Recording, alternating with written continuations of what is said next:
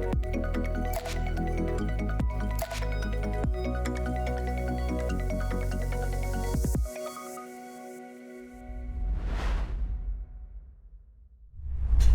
pessoal, vamos para mais um episódio do Bitar Podcast? Simbora, João. Bia, eu acho que o episódio de hoje está imperdível porque é a primeira vez que a gente aborda com tanta profundidade esse assunto, não é não? É a primeira vez e é um assunto que... ele é super interessante porque ele contribui para a riqueza do nosso país diretamente. É um dos maiores setores da economia hoje no Brasil e impacta a vida diretamente das pessoas. Sabe do que a gente está falando, né? Do agronegócio brasileiro. O tema de hoje é importantíssimo porque além de ser a carreira profissional de muitas pessoas envolvidas nessa produção, a gente está falando de uma logística aí que alimenta, que move, nutre, entre outras coisas fundamentais, não só o Brasil como o mundo. É muita coisa que é produzida aqui no Brasil que ganha, então, os outros continentes e por isso há esse olhar tão importante para o que é produzido aqui no Brasil. E falando sobre esse papel vital, então, do agronegócio brasileiro para o desenvolvimento do mundo, da economia, entre outras coisas, ao longo desse episódio a gente vai explorar esse tema, entender quais são os desafios, os caminhos, as tecnologias e inovações presentes hoje no campo, porque está ficando cada vez mais para trás aquele preconceito que as pessoas tinham de que o campo tá tradicional, não gosta de inovar, é mais conservador. Isso está ficando para trás, né, Rubem? A gente sabe que está crescendo aí esse olhar para a tecnologia lá na terra, lá no agro, né? Com certeza. E tem uma coisa interessante que você fala, João, da inovação. A gente vê várias pessoas jovens já trabalhando aí no campo, mantendo às vezes tradições das famílias, da família, mas também partindo para essa área aí de trabalho. Até porque a tradição é muito familiar, essa experiência é importantíssima, o aprendizado começou assim, né? A agronomia, e hoje a gente consegue fazer essa união entre tecnologia e essa experiência. E para isso, a gente vai ficar também por dentro de quais são os compromissos com a sustentabilidade que o agronegócio tem olhado, tem firmado esses compromissos tão importantes. E aí, Rubia, chamamos dois especialistas que já estão aqui na mesa com a gente, né? Exatamente. E aí eu começo apresentando o Ivan Bonotto. O Ivan é engenheiro agrônomo formado pela Exalc USP e com mestrado na Universidade Federal de Uberlândia. Atuou nas áreas de agroquímicos, fertilizantes e sementes. Atualmente é professor na Unipac. Seja muito bem-vindo, Ivan. Muito obrigado, eu que agradeço a oportunidade. Estamos muito felizes aqui com a sua presença. Com a gente também o Igor Forigo Belotti. Ele é engenheiro agrônomo formado pela Universidade Federal de Uberlândia, instituição da qual concluiu também o mestrado e o doutorado em agronomia. Tem experiência, ou seja, trabalhou nas áreas de fitopatologia, melhoramento de plantas, tecnologia de sementes e atualmente na área de solos, sendo técnico de laboratório no Laboratório de Análise de Solos da UFO, além de professor de pós-graduação. Ô Igor, bem-vindo também para essa conversa, viu? Eu que agradeço a presença, é uma enorme satisfação estar aqui e espero contribuir muito com a nossa conversa. Prazer ter você aqui com a gente. Com certeza. Para mim, enquanto jornalista, é uma área muito interessante. A gente sabe que existem programas tradicionais, a cobertura desse tipo de negócio, ela é tradicional, né? A gente já acompanha há muito tempo. Tradicionalmente as pessoas ligam a TV de domingo, tem lá as notícias do campo e é uma área muito interessante. E é uma área que tem despertado cada vez mais curiosidade porque ela tem ficado cada vez mais acessível. Antigamente era algo muito restrito lá no campo, né? E hoje você já consegue, através das plataformas, enfim, da internet, ter mais acesso ao que está sendo desenvolvido, a essas tecnologias. Essa aproximação está sendo importantíssima. Vocês, enquanto estão na sala de aula, estão próximos desse ambiente acadêmico, têm visto esse despertar, a curiosidade maior, né, por essa área? Sim, é verdade, né? É uma área bastante dinâmica, né? Muito diversificada, né? E dentro de cada segmento a diversificação é muito grande, né? Então abrange tanto a parte do campo propriamente dito também, né? Que é aquela que vai lá, planta, colhe, né? Aquela coisa, tudo que a gente que geralmente tem essa imagem, né? Do produtor que vai lá, está semeando, está colhendo, enfim, seja à mão, seja em máquinas, não importa, mas está colhendo, né? Como também tem essa área também de negócios também, né, de análise de negócio, de análises de dados econômicos, né, de assessoria nesse campo, né? Então, realmente é uma área bastante diversificada, né, muito rica, né, que contribui muito, né, para a nossa economia e, enfim, né, para a sociedade como um todo, né, porque, afinal de contas, produz o que a gente se alimenta, né? Se é bom, né, a gente está se alimentando de coisas boas, né? Então, tem que ser sempre cada vez melhor, em todos os sentidos, né?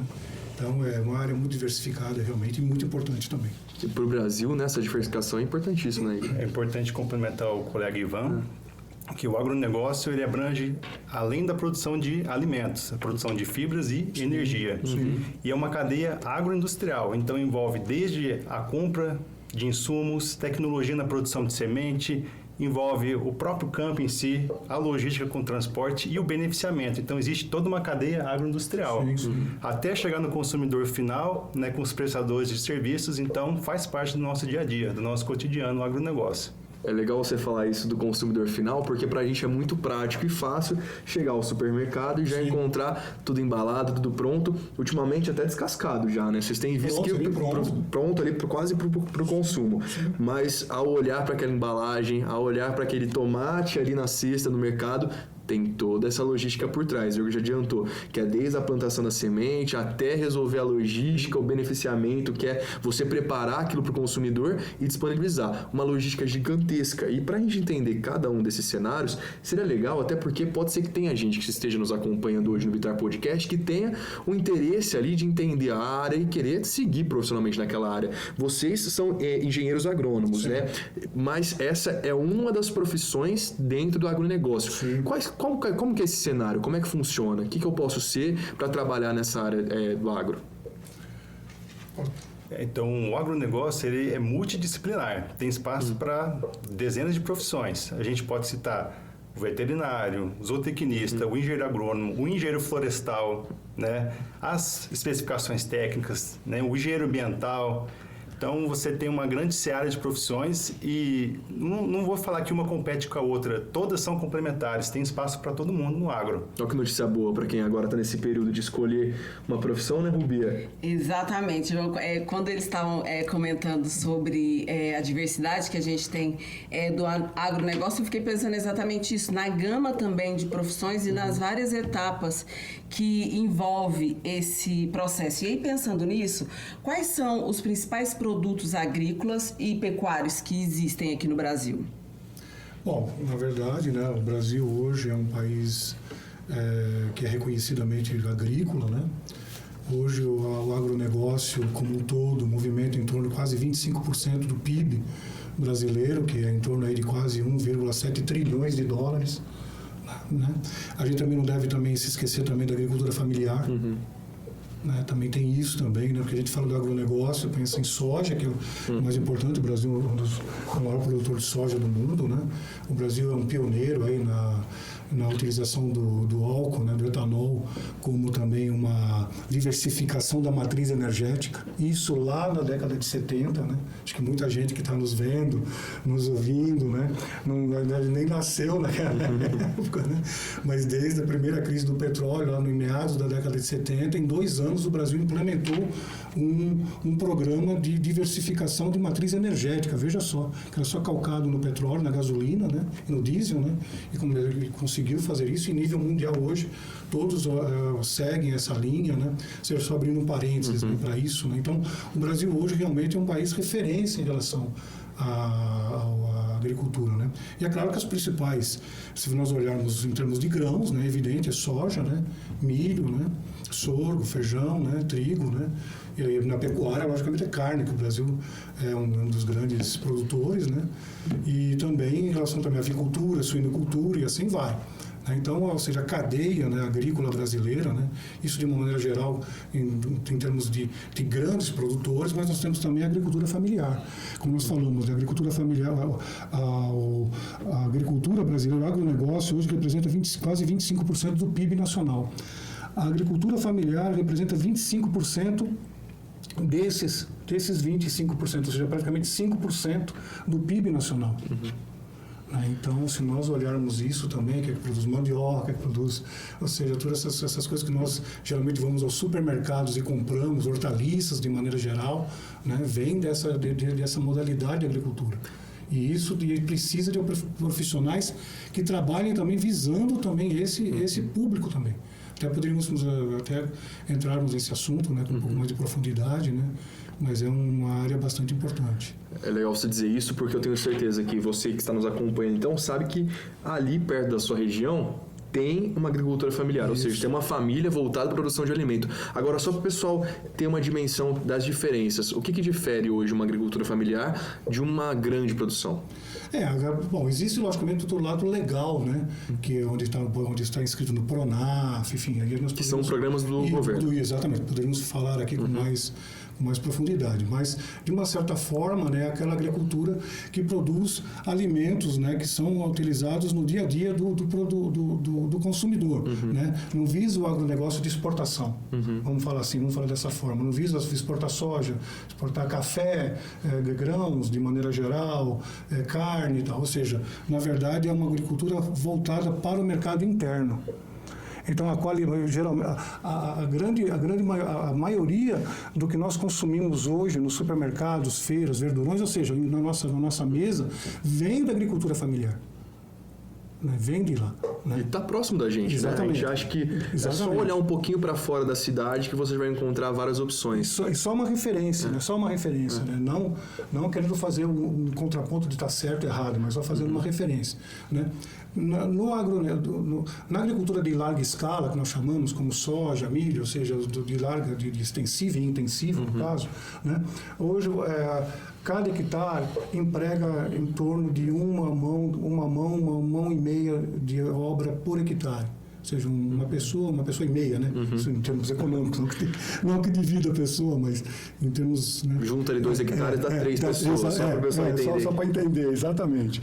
Já na agricultura familiar, 1 hectare emprega em média 6 pessoas. Nossa. Diretos. Que é a família, diretos.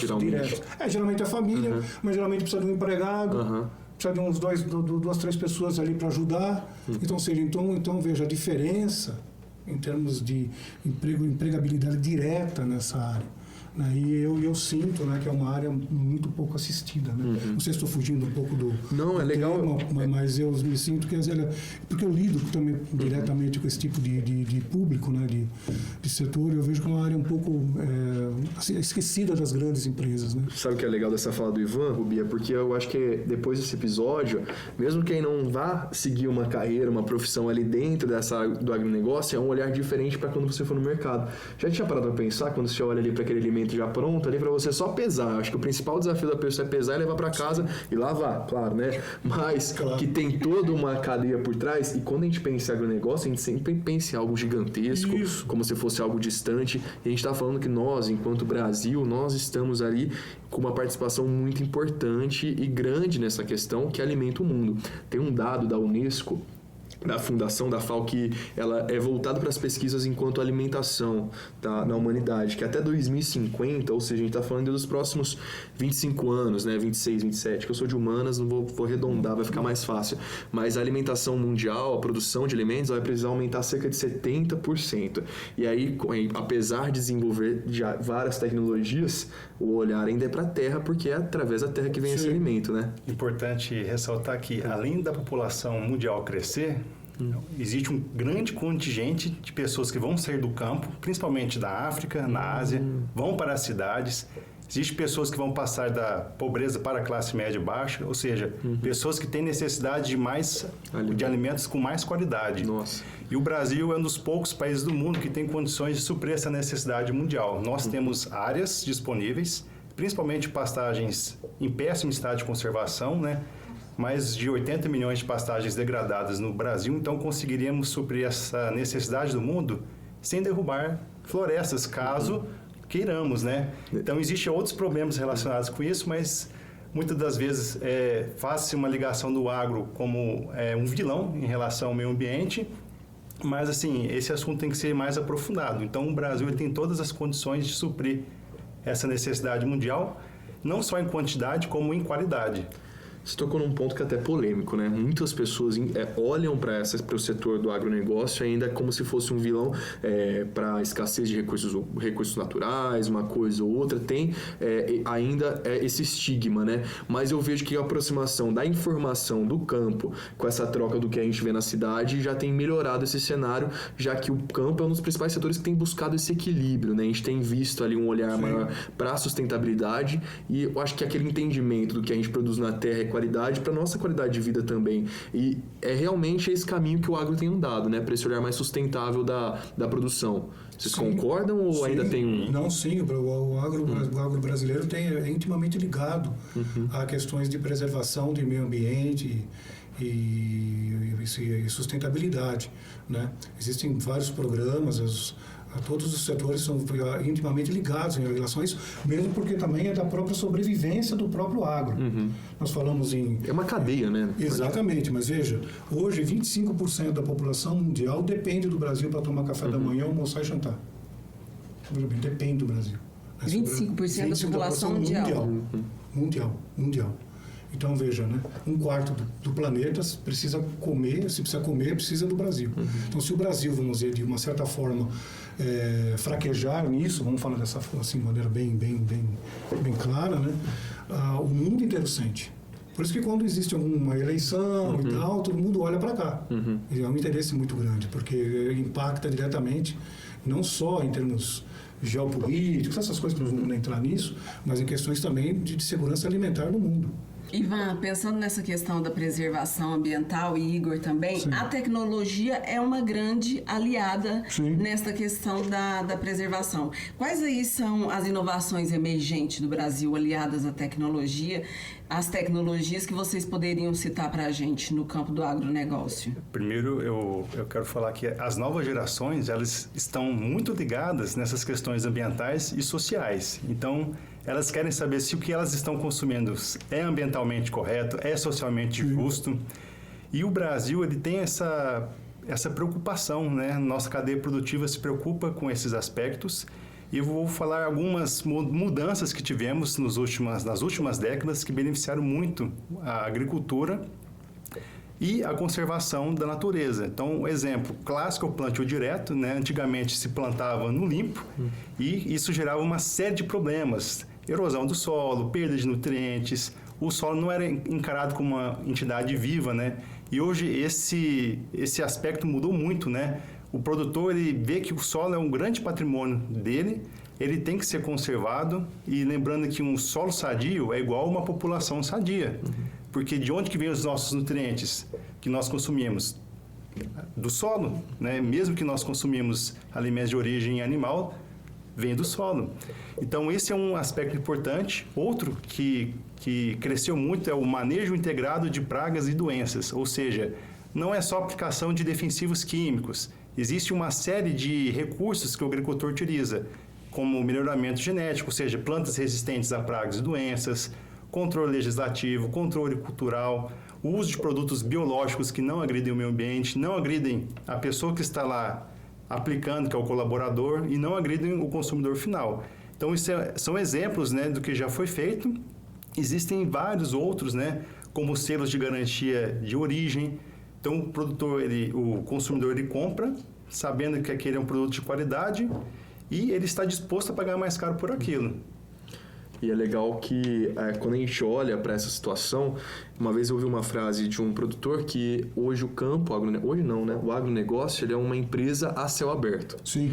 Porque a gente está falando de um solo que tem ali os fatores, mas que uma mudança climática pode impactar no resultado e isso você não tem como controlar. Você fazer toda aquela prevenção, quando a gente está falando de uma empresa ali fechadinho, telhado e tudo mais, você prevenir alguns acidentes é muito mais provável do que você conseguir mudar, por exemplo, a chuva, que é importantíssima para o agronegócio, ou até mesmo o calor, ou até aquelas variações. Por isso, para a gente entender hoje quais são os maiores, pensando já nessas inovações, quais são os maiores desafios que o agronegócio tem hoje na sua produção? Bom, é assim, né? É uma pergunta bastante complexa, né? Porque envolve uma série de de variáveis, né? Mas hoje, por exemplo, nós temos principalmente o desenvolvimento de novas cultivares, né? Que são adaptadas aqui no Brasil. Né? Se nós pegarmos o histórico, estou falando que é uma pergunta bastante complexa, né? Que a gente precisaria voltar mais no tempo, né? Até para entender até onde nós chegamos até aqui e até onde nós vamos, né? Então, se nós olharmos, por exemplo, o Brasil até final da década de 70 até 80, qual é o principal o artigo o produto agrícola brasileiro? Era o café. Em termos de exportação, era o café. Quando nem se falava em soja era uma coisa que estava lá no Rio Grande do Sul, lá muito pouco, lá se pesquisando, isso e aquilo. Tinha regiões especializadas em determinados tipos de culturas. Aquela região ali era de batata, aquela região ali é de milho, aquela região ali é de cenoura, aquela região ali é de cebola, e assim vai. Né? Aí, a partir inclusive da crise do petróleo, da necessidade de se procurar outras culturas, que o Brasil não conseguia mais pagar os seus serviços com a exportação de café, só com a exportação de café, porque o preço do petróleo, com a guerra que houve no Oriente Médio, meados da década de 70, majoraram muito o preço do petróleo. O Brasil, não só o Brasil, mas os países subdesenvolvidos, principalmente, foram pegos realmente de surpresa. O que ocorreu? O Brasil precisou olhar para outros lugares. E aí começamos a entrar, de fato, no Cerrado, que até então muita gente achava que não se sabia nem o que eu fazer com o Cerrado, o que eu vou fazer com isso. Né? Não dá nada, aí imagina, né? Aí as pesquisas, IAC, o UFLA, aqui na UFLA, a Exalc, pesquisadores que se aferraram nisso e livraram milhões da fome, essa que é a verdade. Né? Hoje o Cerrado brasileiro é um exemplo, é um local de produção de 2, 3 safras por ano, né? Dependendo da região, dependendo do que se cultiva, 3 safras por ano. Né? Então tudo isso veio, por isso que o Brasil é um país maravilhoso, né? Porque num curtíssimo prazo, se nós olharmos em termos de história de mundo, história de países desenvolvidos, mesmo os Estados Unidos, a Europa de uma maneira geral, ninguém conseguiu saltos que nós conseguimos em tão pouco tempo. Quando nós falamos 20 anos, para quem logicamente não tem 20 anos de idade, não mais velho, tão velho como eu, talvez ache muito tempo, mas não é tanto tempo assim. Então, em pouco tempo, o Brasil deu saltos muito grandes justamente por esses investimentos em todos esses setores. Então, hoje se produz desde o sul, norte, sul, leste, oeste, e o Brasil produz nos 12 meses por ano. 12 meses, você faz tomate, se fosse plantar tomate em Rondônia, isso há 30, 40 anos atrás, então seria uma piada. Hoje não, se produz tomate lá. Né? Soja no Pará, soja no Maranhão, soja no Piauí, imagina, você está de brincadeira. Não, hoje se produz soja uma realidade. Em Roraima. Então, na verdade, hoje, como desafio, na realidade, talvez aproximar um pouco mais essa questão da sustentabilidade da agricultura. Né? Porque nós falamos sempre de sustentabilidade, mas nós usamos também produtos oriundos, mesmo na produção agrícola, que não são oriundos de fontes renováveis. Tá aí os fertilizantes, por exemplo, os fosfatados, os potássicos e assim por diante. Então, eu acredito que a médio e longo prazo, né, aliar essas duas coisas, diminuir essa dependência, que o Brasil tem quase 80% de dependência em termos de importação de fertilizantes.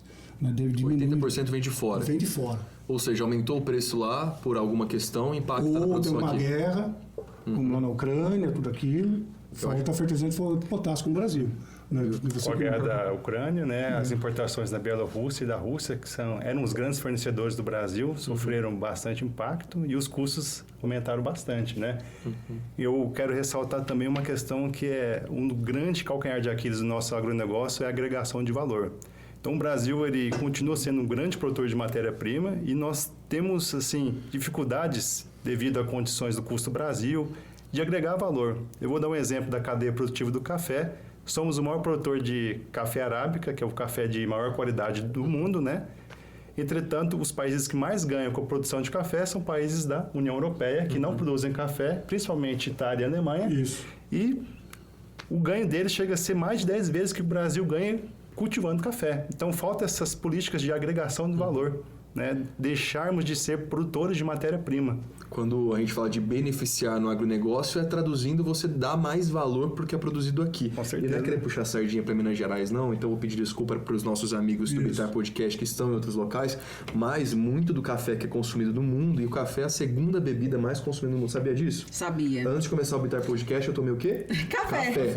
E poderia ser, inclusive, já o produzido aqui no Cerrado Mineiro, porque é daqui que sai grande parte. Minas Gerais é o maior produtor de café, a gente sabe, e boa parte, infelizmente ainda, 90% do café produzido aqui na nossa região, eu acho que dá para dizer que um dado mais estadual, 90% vai para o exterior para ser consumido, enfim, para ser beneficiado e vendido mais caro. 10% desse café de qualidade fica aqui. É um cenário que tem mudado, mas o do café acaba repetindo em outras questões também, né? Ou seja, aquilo que é produzido aqui ganha esse valor lá fora e o que sobra é consumido no Brasil. Mais ou menos isso, né? E também para isso que pegando o gancho, né, do Igor, em relação à exportação de frutas, né? O Brasil é um país que poderia produzir frutas, né, e suprir o mundo todo de frutas, né, cítricos, enfim, ou seja, de todas as formas, né? Mas eu acredito que não há nenhum porto especializado nisso.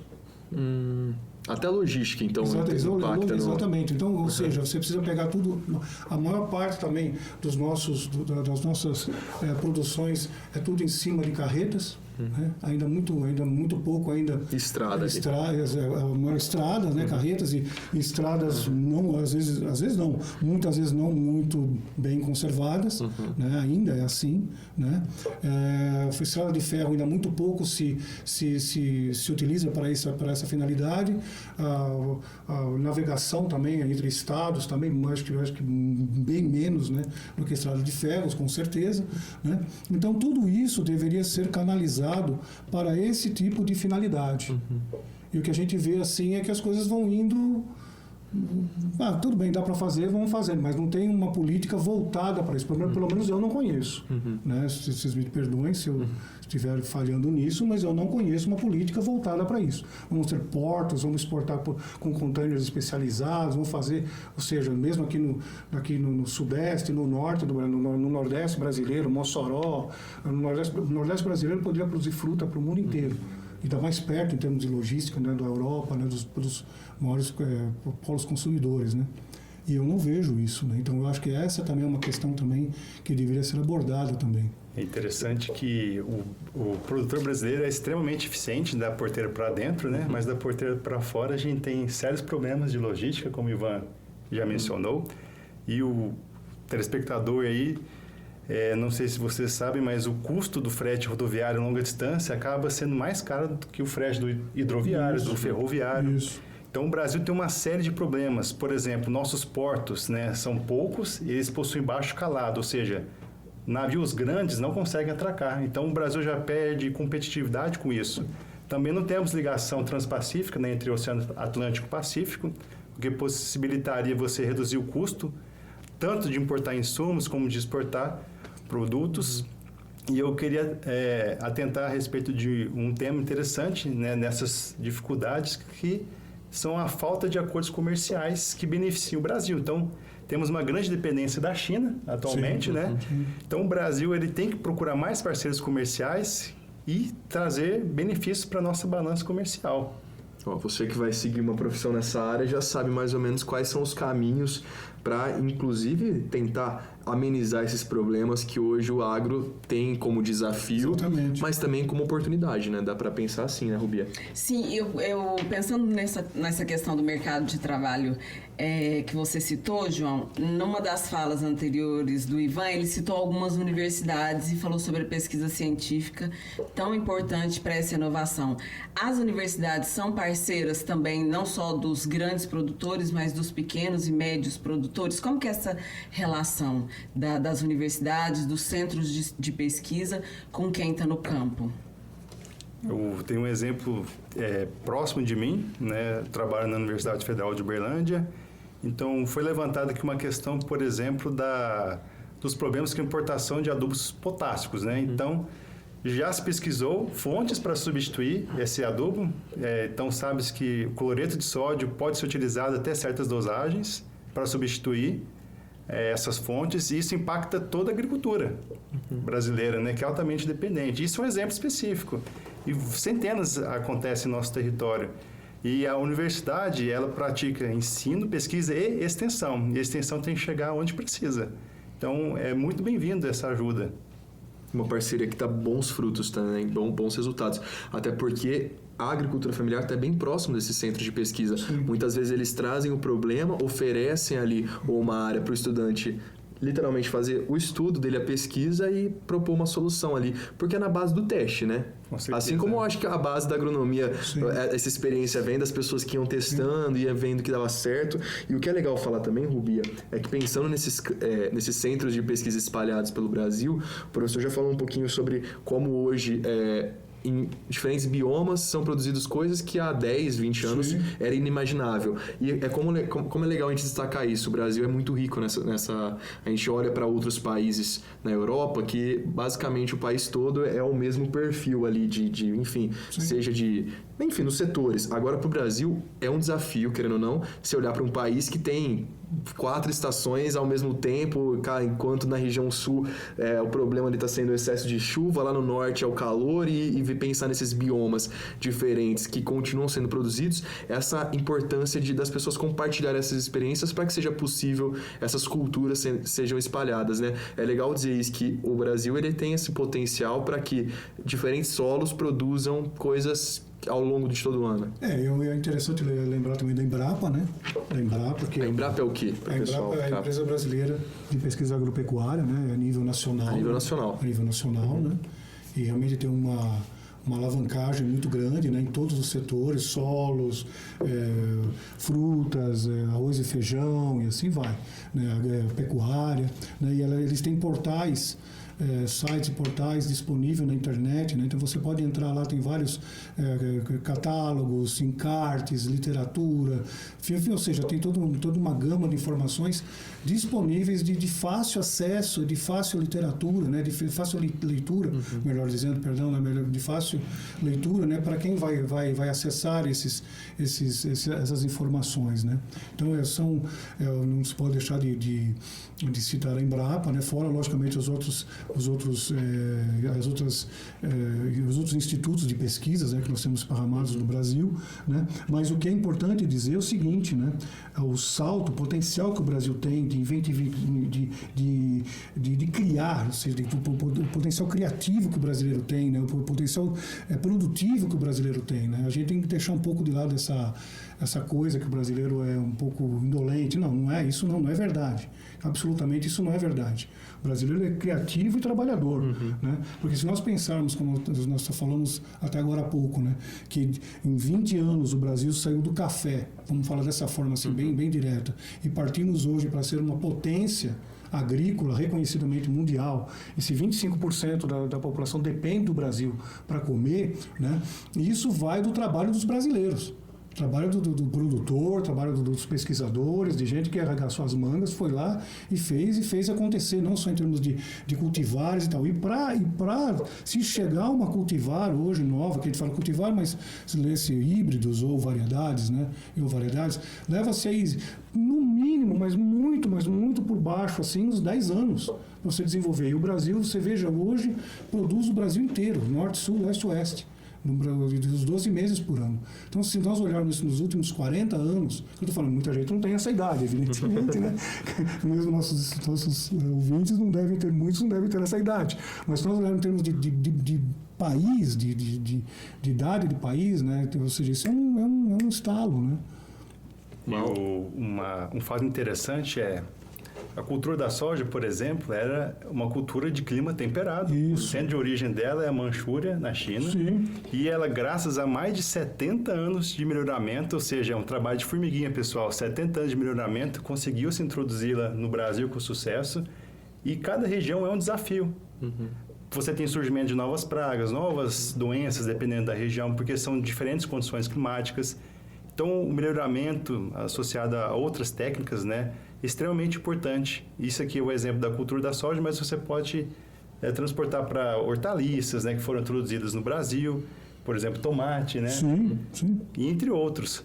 E cada região é capaz de produzir se destaca, né? A gente vê ao longo aí das estradas, enfim, cidades diferentes, acaba se destacando capital do abacaxi, capital do tomate, capital da uva, capital do morango. Não é à toa porque as pessoas conseguiram entender qual que era a potencialidade ali e conseguiram agregar àquela terra a possibilidade da produção. E a soja principalmente, né? A gente sabe que nessa safra de soja, cada região do país ela cumpre ali um critério, né? Às vezes legislação, seja o vazio sanitário, que é aquele período, mas também já tem o clima, né, para plantar em diferentes tempos. Aqui em Minas Gerais começou agora, né, que a principal condição é a chuva. Estou errado? Isso não é verdade. Começa agora meados de outubro para frente, que é o período, digamos assim, de safra, né? E tá aí a importância da sustentabilidade novamente, né? Porque quando a gente olha para esse clima, para esse contexto como um todo, se chove demais é um problema, se chove de menos é um problema. Então, cada dia é um dia. E vem essas novas tecnologias. Eu sei que hoje já há empresas, por exemplo, focadas, e olha essa curiosidade, porque as pessoas tinham aquele estigma do campo a enxada, a mão na terra ali, hoje é drone. Hoje é até olhar para a previsão do tempo. Meteorologistas que trabalham focados em passar uma previsão de como vai ter o tempo, esse melhoramento.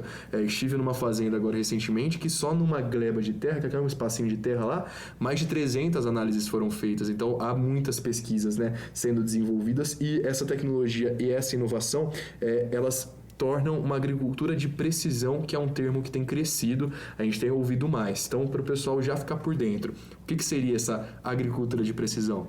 Seria você maximizar os recursos disponíveis, né? Economizar água, nutrientes.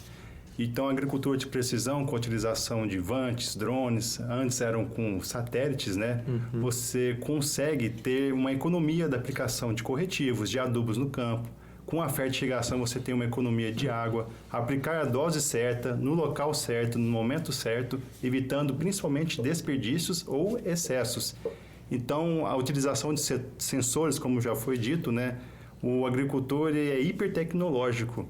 Então, ele precisa disso para ter competitividade, porque com o tempo há um encarecimento de insumos, né? Encarecimento de maquinários, há questões ambientais, né? Nós temos os recentes problemas aí com o aquecimento global, com períodos de estresse hídrico cada vez mais constantes, né? Então, ele tem que ser hipertecnológico até por uma questão de sobrevivência a longo prazo. Quando você fala em agricultura de precisão, por exemplo, então nós estamos falando de água, né? Bem lembrado, né? Pelo água, né? Hoje se fala-se muito de água, que o Brasil é um país realmente mesmo abençoado em água, né? Mas o que ocorre, eu acho que em torno de 15% da água potável, né? Ou seja, água doce, né? No mundo está aqui no Brasil, né? Então o Brasil é muito abençoado nisso, né? Mas o que ocorre na realidade? Em torno de 75% dessa água é voltada já para a agricultura. Já para a agricultura. Aí você tem, logicamente, as populações, né, que nós falamos, né, crescendo, as cidades crescendo, gente saindo do campo, indo também para a cidade, muitas pessoas, crescendo também em termos demograficamente crescendo também, né, precisa, logicamente, suprir essa gente também com água. Então, na realidade, né, essa questão toda tecnológica dos sistemas de irrigação, tanto de pivôs, se nós pegássemos uns pivôs que eram produzidos há 30 anos atrás, 40 anos atrás, era uma quantidade de água absurda que se jogava. Hoje já se faz de maneira mais tecnológica do ponto de vista de aplicação de forma mais exata dessa água. Até por uma questão também de sobrevivência do setor. Porque de repente chega lá os órgãos de ambientalistas e falam, você não pode mais aqui fazer irrigação e pronto. Por quê? Porque tem uma cidade aqui para sustentar também. As pessoas precisam beber água também. Então tudo isso, né, tudo isso está inserido, logicamente, a questão da agricultura de precisão, né? E a água é um desafio gigantesco, né? Não é à toa que há uma necessidade da preservação de algumas áreas dentro da fazenda. Sim. Aqui em Minas Gerais, se eu não me engano, 25%. Varia para cada estado, né? Mas a gente olha para uma fazenda e há necessidade ali de você preservar, além da reserva legal, já principalmente próximas às nascentes, para que proteja-se ali a nascente, há uma necessidade também das reservas para preservar o bioma. Então, além de tudo, hoje, produtivamente falando, por exemplo, vamos usar o Minas Gerais como exemplo, mas há uma variação para cada estado, 75% fica disponível para essa produção. Mas esse 25% não é um déficit, pelo contrário, é uma necessidade para que você consiga produzir no resto, né? 75%, inclusive no recurso hídrico. Isso, exatamente. E não só água, né? Porque você pensar, nós temos os grandes biomas do mundo, né? Com as maiores biodiversidades do planeta. Então, biodiversidade, pessoal, são fontes para a indústria farmacêutica, a indústria cosmética. Então, é um negócio trilionário, é um tesouro que o Brasil precisa aproveitar para poder transformar em riqueza. Então, preservar essas áreas faz parte do nosso futuro. Exatamente. É de fazer inveja nos outros países, né? Esse Brasilzão que a gente tem, né? Não? Com esse tanto de potencial, tem que cuidar. E aí é uma responsabilidade nossa também no dia a dia, né? Rubia, inclusive, eu acho que quando a gente pensa em agronegócio, já foi no mercado e você percebeu que o tomate estava R$2, R$3 mais caro? Já percebi. E aí volta na outra semana, tá um pouquinho mais barato. Também. E quando dói no bolso, a gente tende a olhar mais. Mas a gente também tem uma responsabilidade nesse sentido de preservação desses recursos, né? A gente vê o agronegócio, mas também a gente pode, enquanto consumidor, fazer parte dessa sustentabilidade. Ou seja, em uma diferente escala, a gente também tem uma responsabilidade nisso, né? Sim, com certeza, né? A agricultura tem uma responsabilidade direta nisso, né? Porque é ela que consome, né, grande parte desses recursos.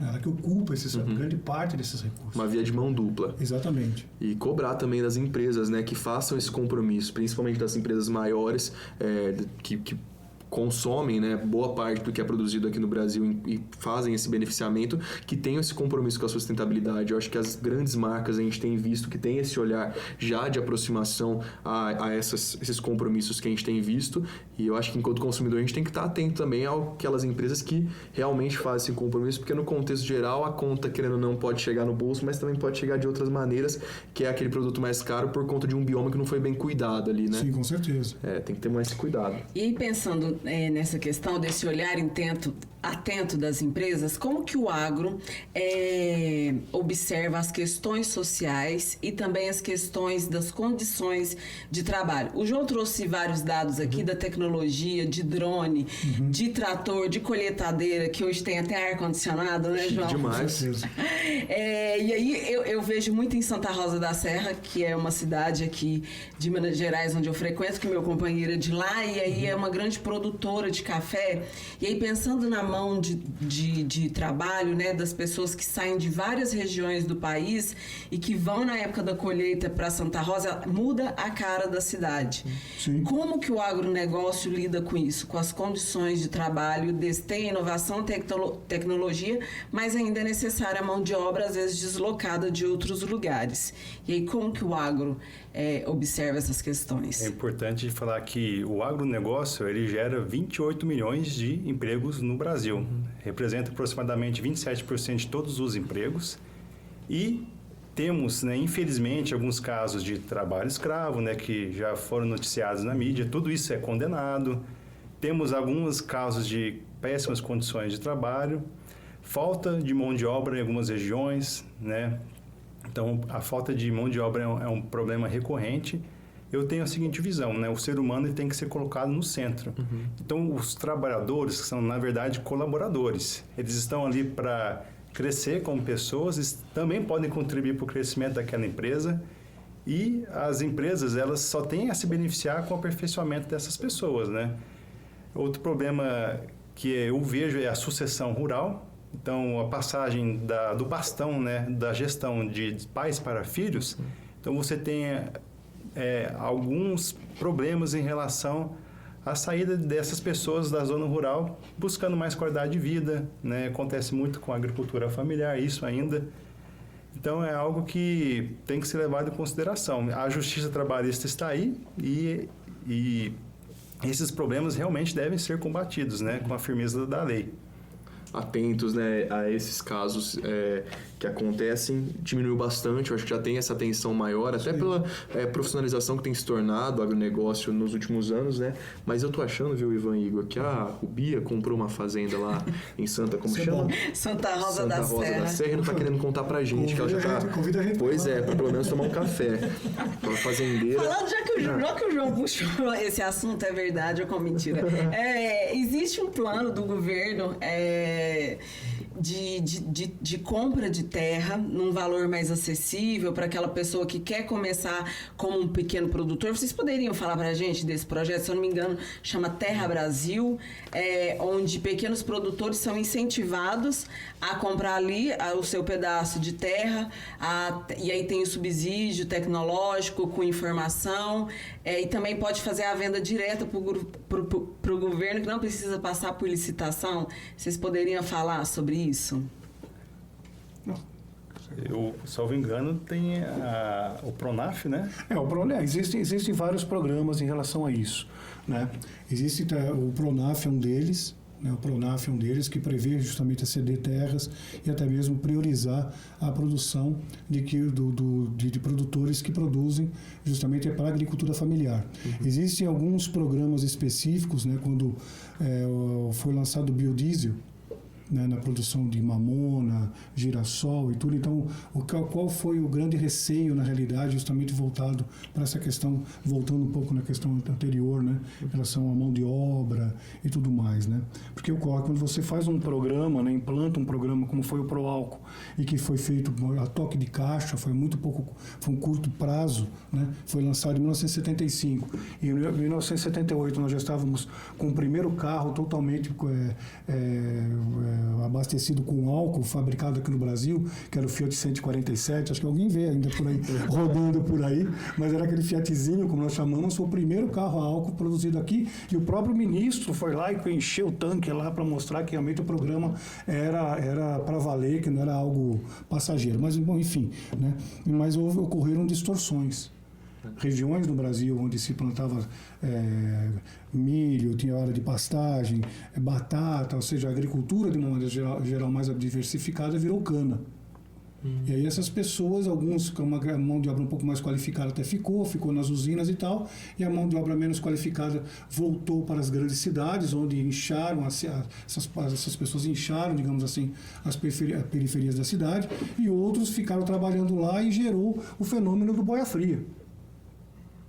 Então, isso daí, na realidade, né, são situações quando você implementa algo assim. Quando foi feito, voltando agora aqui à questão do biodiesel, houve uma preocupação justamente em relação a isso, tanto legal como de forma efetiva, visando essa questão. Então, existem selos, na verdade, de empresas que adquirem produtos, ou seja, produtos agrícolas para fazer o biodiesel, como mamona, soja e outras girassol, ou seja, outras culturas para isso, né?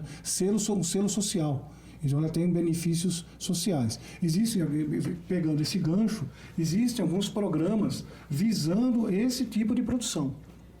Né? Visando esse tipo de produção, ou seja, visando produções específicas para programas que o governo implementa. Né? Por exemplo, o biodiesel dá para fazer de óleo de dendê, dá para fazer de óleo de babaçu. Agora, pessoas lá que quebram o coco lá do babaçu, você não pode chegar lá, arrancar tudo aquilo ali, plantar aquilo lá de forma sistemática, porque aquelas pessoas que trabalham e mecanizar tudo, né? E aí, como é que ficam as pessoas? Contexto ali, né? O contexto socioeconômico da região. E é legal você falar isso, que mostra como, através de diferentes produções, a gente consegue um mesmo objetivo, um mesmo produto final ali, né? Exatamente. Então, e aí é que está, né? Então, a questão do governo tem, pelo menos aí nos últimos 15, 20 anos, tem tido esse tipo de preocupação. Porque nós já tivemos problemas já anteriores, né? Como eu falei, comprou álcool, nada contra, não é isso. Mas só citando aqui que tudo que é feito muito rapidamente, de maneira muito drástica, né, gera distorções. Né? Por isso a importância também da participação dos governos locais, seja numa esfera municipal, seja um governo estadual que entende ali o que é necessário para cada região, e principalmente o governo federal também é responsável muito dessa comunicação entre o que é produzido nessas regiões para fora do mundo, para fora do Brasil, enfim, no mundo, né? E para fora do mundo não tem como, ainda não chegamos lá, eu acho. Talvez venham mais novidades por enquanto, né? Mas para fora do Brasil, no no mundo. Então, existem esses programas de incentivo nessas diferentes esferas, então, nessas diferentes escalas, seja até mesmo um incentivo financeiro, de encargo, mas também o de consultoria, que eu acho que também é muito importante, né? Ou seja, alguns órgãos, como a própria Embrapa, vão até essas regiões e os consultores aproximam essas informações do campo científico para o produtor, principalmente o pequeno produtor nessa agricultura familiar, né? Então, tirando aquela responsabilidade só da sucessão familiar que é feita do filho que já cresce naquele ambiente, aí é ensinado ali naquele contexto e aquilo vai se passando e vai se profissionalizando, até porque hoje uma das principais vantagens dessa profissionalização é que você produzir mais no mesmo espaço de terra e com menos gastos, vamos dizer assim. Esse é um dos principais caminhos que tem percorrido o agronegócio, né? Aqui em Minas Gerais a gente tem um destaque da Emater, né, que é um órgão de extensão muito útil, né, para o agricultor familiar, levando conhecimento ao campo. E aconteceu um fenômeno bastante interessante nos últimos anos, que é a descentralização da informação, graças à internet. Então, os pequenos produtores, né, na verdade, os agricultores familiares, eles têm acesso à informação que não tinham no passado, graças à internet. Então, tudo isso vem contribuindo com um maior ganho na renda familiar do agricultor familiar. Temos um movimento bastante interessante, que são os neo-rurais, pessoas saindo da cidade e buscando qualidade de vida no campo, que é um processo inverso. Legal falar disso. Isso é algo que já está acontecendo e esse papel da internet, ele trouxe mais qualidade de vida para o campo. Durante todo o meu processo de escola, né, quando a gente está falando de geografia, e deu para perceber pela história, pela aula de história que o Ivan deu, falando um pouquinho do contexto do agronegócio, mas o êxodo rural era sempre algo discutido na sala de aula. Então, quantas pessoas saem do campo para ir para a cidade, e aí é um outro caminho a ser percorrido. Mas o que a gente tem visto é que, pensando nessa profissionalização do campo, há esse caminho inverso, ou seja, das pessoas voltando, pensando em qualidade de vida, e isso abre até brecha para um outro tipo de negócio que existe aqui em Minas Gerais, que é o turismo rural. Já ouviu falar? Sim. Já fez algum passeio? Empresas especializadas, né, nesse tipo de passeio. Eu sei que aqui na nossa região a gente tem pessoas que vendem passeios, experiências ali em queijarias, ou seja, o turista, que é assim chamado, vai lá visitar como que é o contexto da fazenda, ou seja, tem muitas crianças, inclusive, que veem uma vaca ali pela primeira vez, entendem de onde vem o leite que eles tomam pela primeira vez. Então tem até esse turismo rural que tem encantado o pessoal, justamente por essa necessidade da aproximação do que é produzido no campo e ao consumidor, né? Eu vejo crianças assim que veem galinhas e ficam surpresas. Com certeza. Tem essa diferença, principalmente quem nasce nesses grandes centros. Eu não sei se vai ser o caso aí de alguns dos nossos amigos e amigas do nosso Bitar Podcast, mas já fica o convite, vem fazer o turismo rural aqui em Minas Gerais, você vai se encantar. Tem queijo, doce de leite, café, cachaça, para os maiores de 18, convidar o papai e a mamãe. Tem a fazenda da Rubia, que ela vai abrir as porteiras para levar a gente, tomar um delicioso café, não, Rubia? Exatamente, vocês vão tomar o melhor café da vida. Aí, tá vendo?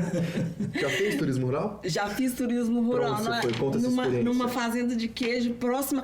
Não, na verdade, a de queijo não foi a melhor experiência, foi a de morango em São Gotardo. Morango? Morango, uma fazenda de morango. Se minha irmã ficar sabendo dessa, minha irmã é viciada em morango.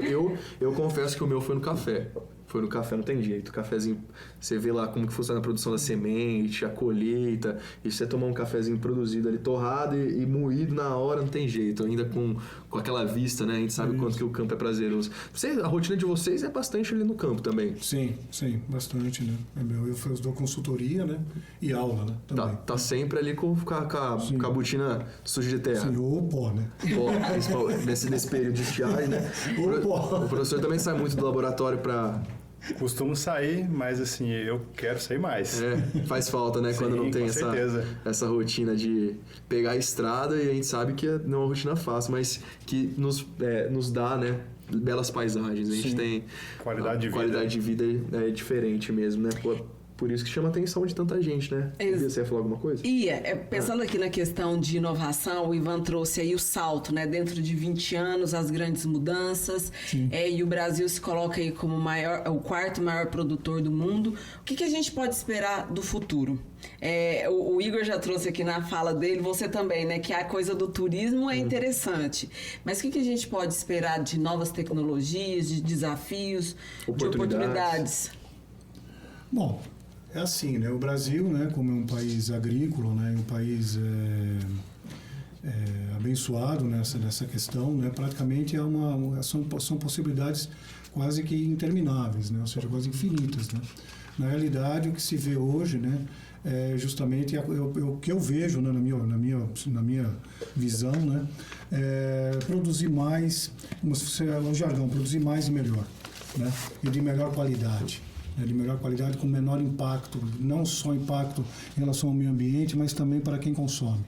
Então, hoje, as empresas, tanto as empresas oficiais, né, como nós falamos, os grandes centros de pesquisas oficiais, como também das empresas privadas também, hoje estão muito voltadas para a produção de biotecnologia. Ou seja, o menor impacto possível no meio ambiente, o menor impacto possível não só no ambiente onde ele está trabalhando, mas também para o consumidor. Para o consumidor. A gente tem que lembrar também, né, que hoje, né, um dado que você percebe que, às vezes, em termos de controle de qualidade, não existe um controle muito rígido em relação ao que se aplica no campo ainda. Né, porque ainda nós temos ainda uma herança ainda lá do tempo, ainda que o professor Igor falou do MIP, né, que é o Manejo Integrado de Pragas, né, mas antes do MIP, né, existia o conceito de praga zero. O que é praga zero? Você via lá uma lagarta lá, na área lá, já entrava com veneno ou com um agroquímico, né, como queiro, ou defensivo, né, e ia aplicar. Pronto, acabou, matou tudo. Matou tudo, é praga zero. Então, aí, quando se começou a observar as distorções em relação a isso, não só em relação ao meio ambiente, mas também em relação à saúde humana, então as empresas começaram a mudar a mentalidade com produtos mais seguros, né? E em relação ao MIP, que é o Manejo Integrado de Pragas, aplicar justamente no momento certo para a praga certa, vamos falar assim, né? Ou seja, acertar mesmo no alvo, não para tudo, né? Então você pode ter lá algumas lagartas, né? E não vai ter problemas em relação à sua produção, né? Você pode conviver com aquilo, né? A partir de um certo ponto para frente, não. Porque não se resolve o problema e cria outro, né? Exatamente, pior até. Então, hoje, as empresas, e aí nesse progresso, né, nesses últimos tempos, as empresas têm investido nesse setor. Né, ou seja, selo verde, né, são certificações de produções orgânicas, tem vários selos, várias certificadoras, né, isso tem incentivos, né, em relação a isso, né, justamente voltar também para essa questão também da agricultura familiar, ou mesmo também para as grandes agriculturas, ou seja, então, o desafio, né, é você trabalhar dentro de produtos muito mais seguros. A gente poderia falar em termos de resíduos e tal, mas isso é talvez para uma outra oportunidade. Vai ter que voltar no Bitar Podcast, então, né? Não, eu aceito o convite. Ô Igor, o que a gente pode esperar desse futuro também? Eu vou acrescentar a fala do Ivan, né?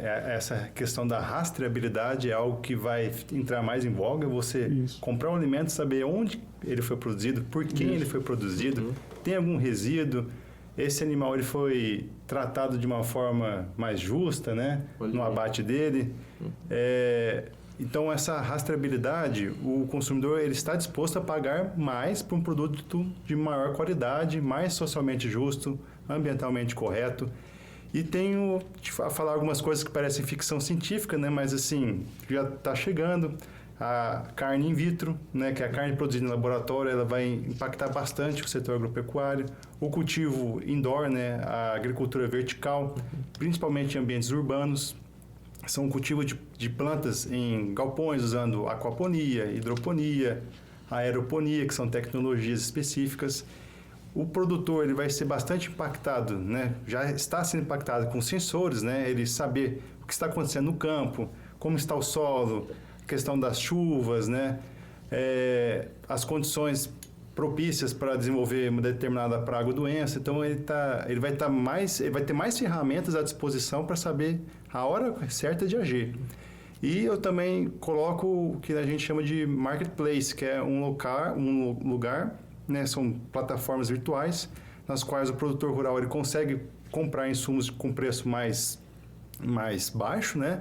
Então ele foge do intermediário e ele consegue vender direto para o consumidor também, que é bastante interessante no futuro.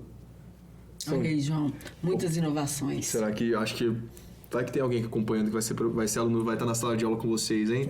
Os 2 alunos aqui estão aprovados. Como que vocês acharam o nosso desempenho hoje na aula de hoje? Porque foi um aprendizado. 10. E já fica o convite para voltar para a gente aprofundar ainda mais sobre esse tema muito interessante. Não, Eu acho com certeza. que a gente sempre fala do agronegócio, querendo ou não, ele tem ali quando a gente fala de economia, enfim, até nas decisões políticas, né? A gente sabe que tem um olhar muito importante para essa pasta nessas interferências, mas acho que esse aprofundado sobre o agronegócio, acho que deve ter colocado um pouquinho mais de interesse no pessoal que está acompanhando e principalmente nisso que vocês falaram de olhar para onde vem o que a gente consome. A gente pagar um pouquinho a mais por um produto melhor é uma conta que vai fechar lá na frente na qualidade de vida. Então, da próxima vez que for no mercado, lembra desse episódio do Bitar Podcast, combinado? Meninos, muito obrigado, professor Ivan Bonotto e o Igor Belotti que estiveram com a gente. Até a próxima. Eu que agradeço grandemente. Muito obrigado. Obrigada. Agora já fica o nosso próximo encontro também lá na Fazenda da Rubia, combinado? Sim, com certeza. Agradeço também. Pessoal, para vocês, continue acompanhando a gente nas nossas redes sociais, no @bitar.educação, que a gente fica pertinho de todas as novidades aqui do Bitar Podcast. E onde mais o pessoal pode encontrar a gente? No YouTube, Spotify, Bitar Podcast. É isso, até o nosso próximo encontro. Tchau, tchau. Tchau.